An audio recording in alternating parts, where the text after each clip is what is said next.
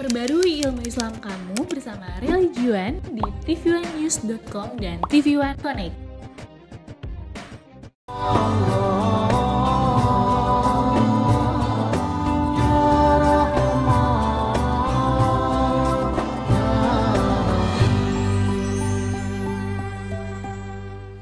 Assalamualaikum warahmatullahi wabarakatuh. Alhamdulillahilladzi hadana ilal Islam wal iman wa khassana bi syari'ati sayyidina Muhammadin khairil anam.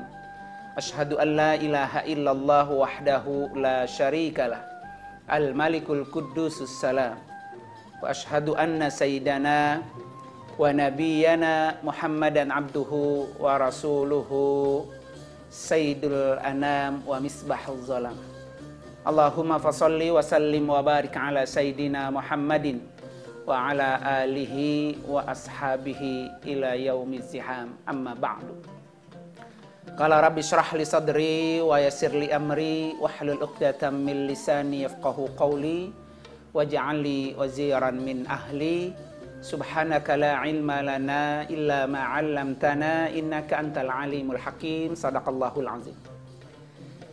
Para pemirsa yang dirahmati oleh Allah Subhanahu wa taala, alhamdulillah wa syukurillah, meskipun suasana negara bangsa kita sedang berduka karena terjangkitnya virus corona atau COVID-19 ini yang merebak ke seluruh penjuru dunia, termasuk Indonesia yang begitu dahsyat adanya ujian yang Allah berikan kepada kita.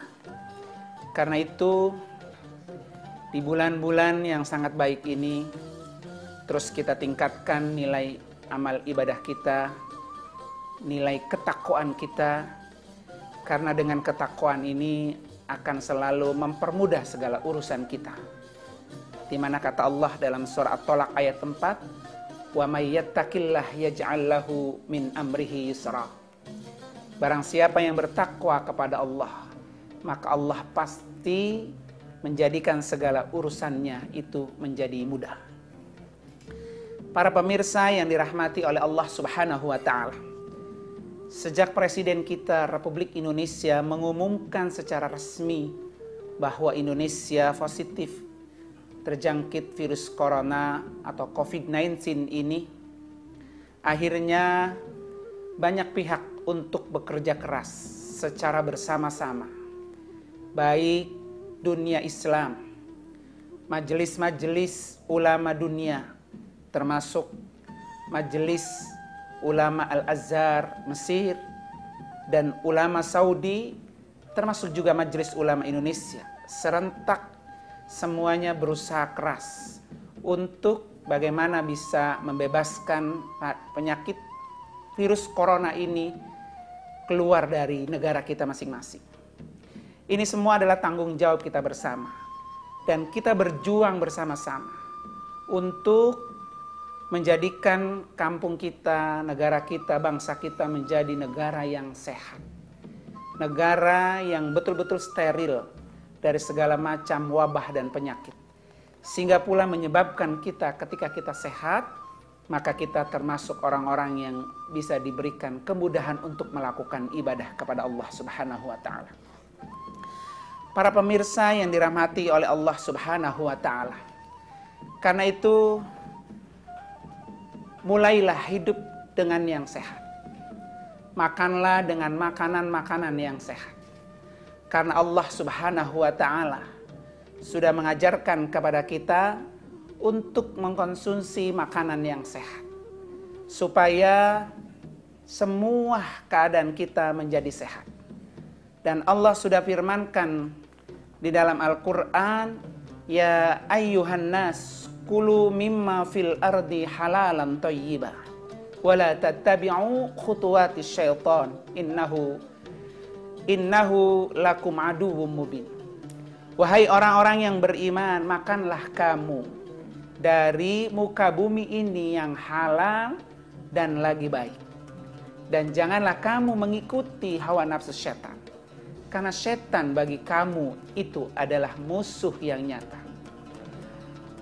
Para pemirsa yang dirahmati oleh Allah Subhanahu wa Ta'ala, dalam ayat ini Allah tegaskan kepada kita bahwa kita harus makan yang halal dan yang sehat, yang halal dan yang baik. Karena yang halal itu akan membawa kita menjadi hidup yang bersih. Karena yang baik itu juga akan menjadi hidup kita yang bersih. Dan ini Allah sudah tegaskan. Jika kita tidak makan dengan makanan yang tidak halal, makan dari hasil korupsi, boleh mencuri, menipu orang lain, atau makan yang makanan tidak baik, makan makanan yang dilarang di dalam kitab kita Al-Quran, makan makanan yang tidak manusiawi. Banyak orang mengkonsumsi makanan yang dilarang dalam Al-Quran, dan itu akhirnya menyumbangkan penyakit kepada kita. Para pemirsa yang dirahmati oleh Allah Subhanahu wa Ta'ala, karena Islam itu mengajarkan kebersihan. Karena Islam itu mengajarkan yang namanya nazif, sebuah kebersihan. Jika kita muslim, maka ikutilah ajaran-ajaran secara sempurna. Udkhulu fis silmi kafah. Masuklah kamu ke dalam ajaran agama Islam secara keseluruhan. Termasuk juga Islam mengajarkan kebersihan. Al-Islamu nazifun, bahwa Islam itu adalah bersih. Dan kebersihan itulah yang dimulai atau diawali oleh semua ulama-ulama fikih. Di dalam kitab-kitab fikih kita bisa buka dan bisa kita cek bahwa setiap kitab fikih ini pasti diawali pembahasannya membahas tentang at-thaharah, tentang kebersihan, tentang kesucian. Dan kebersihan dan kesucian itu adalah awal dari segala. Karena kesucian itu adalah pintu gerbang untuk kita bisa melakukan ibadah kita yang lain. Seperti ibadah sholat. Ketika kita tidak suci, tidak bersih, tidak berwudu, maka tidak mungkin kita akan melakukan sholat. Seandainya pun kita sholat dalam kondisi tidak bersuci, maka sholat itu menjadi tidak sah. Karena itulah Islam mengajarkan kita tentang kebersihan. Itu pula akhirnya ulama-ulama fikih mazhab semua mengatur babut thaharah. Itu ada di depan atau di awal kitab kita. Karena dia adalah kuncinya kita bisa melakukan ibadah yang lain.